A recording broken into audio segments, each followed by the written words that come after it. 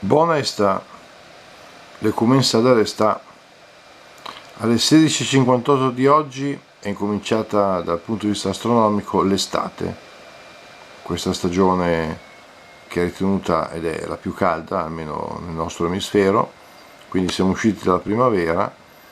Ecco qua c'è un campo di grano o altro cereale, non lo so, non mi sono avvicinato per guardare, che è prossimo alla mietitura, e che il di qui, cioè il 21 di giugno, oltre che il principio dell'estate, è anche la festa di San Luis.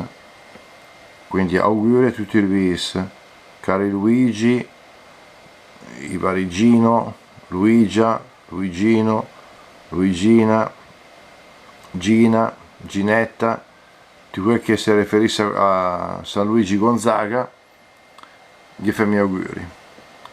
San Luigi, patrono di tanti oratori, protettore della gioventù.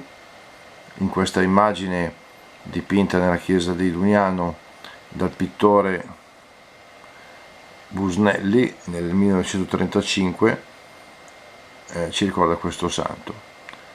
E in quelle anche il 60° della elezione del Papa Paolo VI, l'abbiamo già ricordato all'inizio del mese con l'altro Giovanni XXIII, quindi ricordando che siamo appunto in un momento di transizione astronomica, ma anche una ricorrenza ecclesiale, e quindi sappiamo che sia Papa Paolo VI che Santo che San Luigi, per chi crede, sono i nostri intercessori presso l'Altissimo. Che fammi auguri a tutti e auguro una buona giornata per domani, per i di che vengono. Ciao ciao!